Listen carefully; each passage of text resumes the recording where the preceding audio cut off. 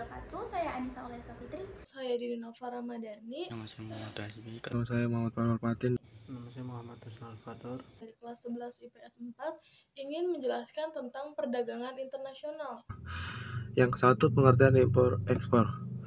Yang pertama, impor adalah memasukkan barang dari luar negeri dalam daerah KBN ke suatu negara. Daerah KBN merupakan seluruh wilayah di Indonesia yang terdiri atas dataran perairan utara, serta daerah yang masuk ke dalam landas dan landas kontinen. Yang kedua yaitu ekspor merupakan KBN dari impor. Penjelasan bahwa ekspor adalah kegiatan mengeluarkan barang dari daerah KBN. Manfaat perdagangan internasional. Yang pertama, memperoleh barang yang tidak diproduksi di dalam negeri. Adanya perdagangan internasional memungkinkan suatu negara memperoleh barang yang dibutuhkan oleh negara lain. Yang kedua, sumber devisa negara. Kegiatan perdagangan internasional, terutama ekspor, dapat memberikan pemasukan atau devisa utama bagi sebuah negara.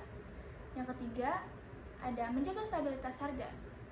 Seperti diketahui bahwa harga akan cenderung naik apabila barang yang tersedia lebih sedikit dari permintaan. Selanjutnya ada memperluas pangsa pasar dan kelompatan kerja. Apabila permintaan dari luar negeri terhadap hasil produksi semakin meningkat, maka akan mendorong pengusaha untuk memperbesar skala produksi dan akan berakibat bertambahnya kebutuhan tenaga kerja. Apabila perdagangan internasional mendorong produsen di dalam negeri untuk memperluas pangsa pasar dengan melakukan impor. Selanjutnya ada transfer of teknologi. Barang-barang dari luar negeri mengharuskan masyarakat untuk memahami dan mempelajari tentang cara penggunaan, perawatan, dan komponen barang. Yang terakhir ada memperoleh keuntungan dari spesialisasi. Yang ketiga, faktor pendukung perdagangan internasional. Perbedaan sumber daya. Negara Indonesia yang kaya akan sumber daya alam berpotensi besar untuk memproduksi pertanian, sementara Jepang memiliki banyak sumber daya manusia yang berkualitas tinggi sehingga berpotensi besar untuk memproduksi barang-barang elektronik. Yang B, perbedaan selera. Adanya perbedaan selera antar penduduk dan penduduk lainnya. Yang C, perbedaan biaya produksi. Untuk menghargakan suatu barang antara negara dan negara lainnya memerlukan biaya produksi yang berbeda-beda. Yang keempat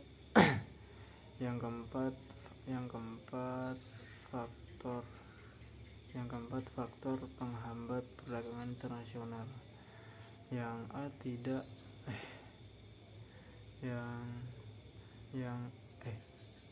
tidak amannya negara perdagangan akan cenderung menghindari melakukan kerjasama dengan negara yang berbeda pada situasi kurang aman. Yang B, kebijakan ekonomi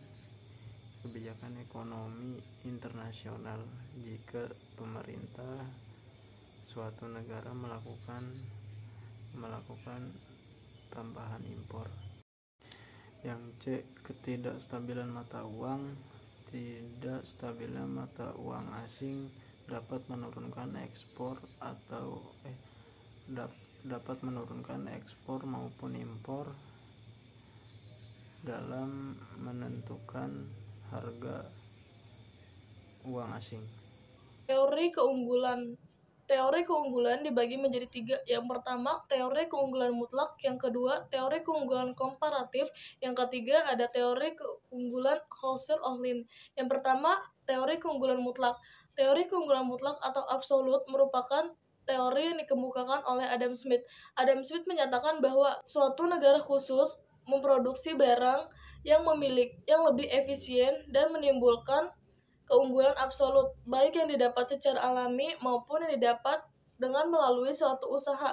Yang kedua, teori komparatif. Teori komparatif dikemukakan oleh David Ricardo. David Ricardo menyatakan bahwa suatu negara menghasilkan dan mengekspor barang yang memiliki keunggulan komparatif terbesar dan mengimpor barang yang tidak memiliki keunggulan komparatif. Yang ketiga ada faktor Hauser-Ohlin, menyatakan bahwa perbedaan biaya produksi antara negara satu dengan negara lainnya disebabkan oleh pasokan faktor produksi. Kebijakan perdagangan internasional. Kebijakan perdagangan internasional merupakan tindakan atau peraturan yang dibuat oleh pemerintah untuk mengamati struktur, komposisi, dan juga arah jalannya perdagangan internasional. Berikut beberapa contohnya. Yang pertama ada tarif, yang kedua ada subsidi, yang ketiga ada kuota impor, yang keempat ada pembatasan ekspor sukarela, yang kelima ada persyaratan konten lokal, yang keenam ada kebijakan administrasi, yang ketujuh ada kebijakan anti-dumping. Apa sih tarif itu? Tarif merupakan pajak yang dikenakan atas impor.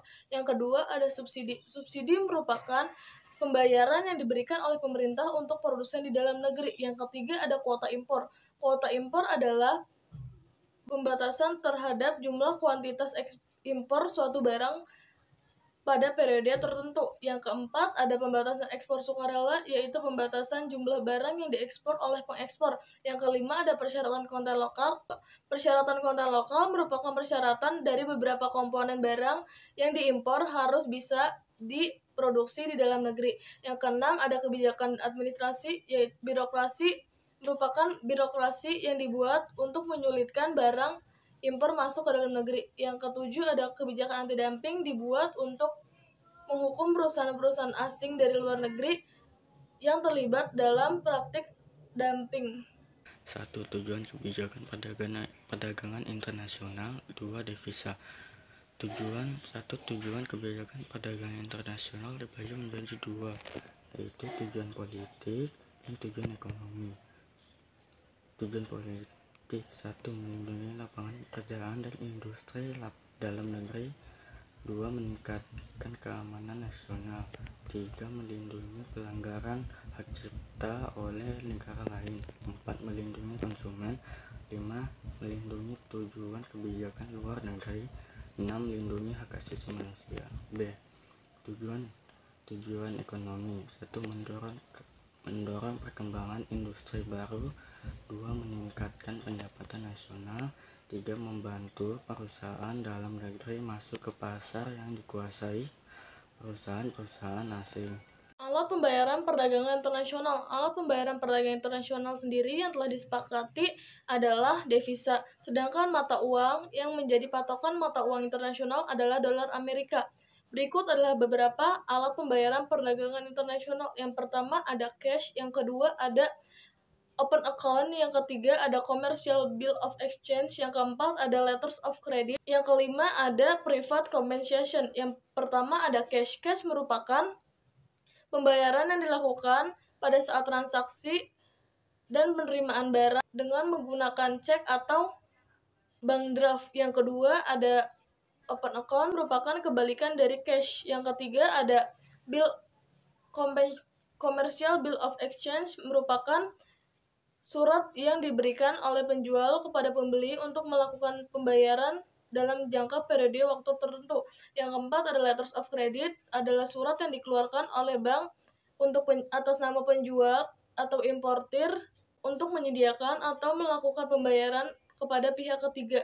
Yang kelima ada private compensation, merupakan memiliki kesukaran. Kesukarannya dapat menemukan orang yang memiliki jumlah utang yang sama.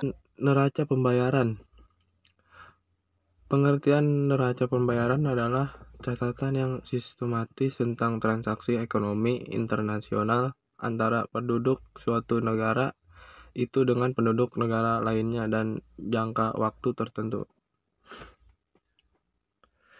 Tujuan menginformasikan kepada pemerintah tentang posisi keuangan negara dalam hubungannya dengan negara lain. Selain itu, adanya negara pembayaran juga berguna dalam pengambilan kebijakan fiskal, moneter, perdagangan, dan pembayaran internasional. Komponen neraca terbagi menjadi tiga. Komponen neraca berjalan terbagi menjadi tiga, yaitu neraca perdagangan, neraca jasa, dan neraca transfer.